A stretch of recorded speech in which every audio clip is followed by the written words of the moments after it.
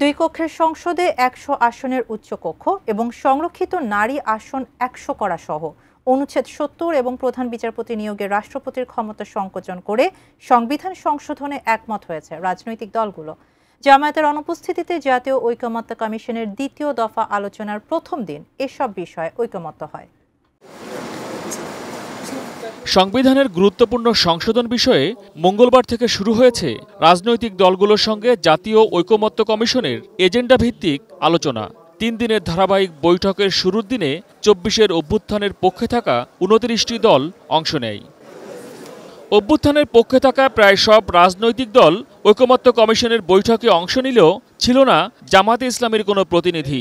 পরে দলীয় সূত্রে জানা যায়, লন্ডনে প্রধান উপদেষ্টা অধ্যাপক মোহাম্মদ ইউনুস এবং তারেক রহমানের যৌথ বিবৃতির প্রতিক্রিয়ায় বৈঠক বয়কট করে দলটি, যা রাজনৈতিক মহলে আলোচনার জন্ম দেয়। অ্যান্টিব্যাকটেরিয়াল অ্যাডিটিভ যুক্ত সেরা ওয়াটার ট্যাঙ্ক বিশুদ্ধ পানিতে ব্যাকটেরিয়া জন্মাতে দেয় না।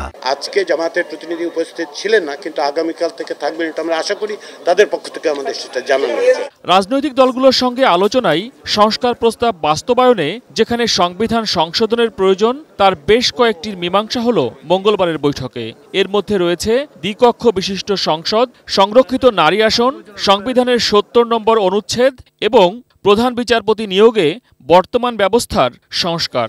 এ বিষয়ে একমত হতে পেরেছি। ৭০ অনুচ্ছেদের বিদ্যমান বিধান পরিবর্তন করে অর্থ বিল এবং আস্থা ভোটের ক্ষেত্রে দলের পক্ষে ভোট দেওয়ার বাধ্যবাধকতা থাকবে, এর বাইরে আর কোনো বিষয়ে থাকবে না। জাতীয় সংসদে নারীদের জন্য ১০০টি আসন স্থায়ীভাবে করার ব্যাপারে একমত হয়েছে সকলের। দ্বিকক্ষ বিশিষ্ট পার্লামেন্টের বিষয়ে দুটো বিষয়ে ঐকমত্য হয়েছে বলবো। আমরা আশা করছি জুলাই মাসের মধ্যে আমরা জাতীয় সনদে পৌঁছতে পারবো। বর্তমানে দেশের সবচেয়ে বড় রাজনৈতিক দল হিসেবে বিএনপিও সংবিধান বিষয়ক সংস্কার প্রস্তাবের পক্ষে তাদের মতামত দিয়েছে, যদিও পদ্ধতিগত এবং বাস্তবায়ন সংক্রান্ত কিছু বিষয়ে আরও বিস্তারিত আলোচনা করতে চায় দলটি। আমাদের প্রস্তাবের বাইরে বহু প্রস্তাবে আমরা একমত হয়ে গিয়েছে আলোচনা, সেটা ঐকমত্য কমিশনের সাথে আলোচনা করলেই দেখবেন। জুডিশিয়ারির ক্ষেত্রে, অ্যাডমিনিস্ট্রেশনের ক্ষেত্রে, দুদকের ক্ষেত্রে এবং আরও অন্যান্য ক্ষেত্রে, যেমন নির্বাচনী ব্যবস্থার ক্ষেত্রে বহু জায়গায় আমরা একমত হয়েছি, যেগুলো আমাদের প্রস্তাবের বাইরে ছিল। ছাত্র জনতার অভ্যুত্থানের নেতৃত্ব দেয়া শিক্ষার্থীদের দল জাতীয় নাগরিক পার্টি ঐকমত্য কমিশনের নিরপেক্ষতা নিয়ে প্রশ্ন তুলেছে। প্রধান উপদেষ্টা এবং ঐকমত্য কমিশনের সভাপতি হিসাবে তিনি যখন একটি প্রস্তাবের দিকে হেলে যান এবং যেই প্রস্তাবটি দিয়েছে জাতীয়তাবাদী দল বিএনপি, ফলশ্রুতিতে তাদের অবস্থান প্রশ্নবিদ্ধ হয়।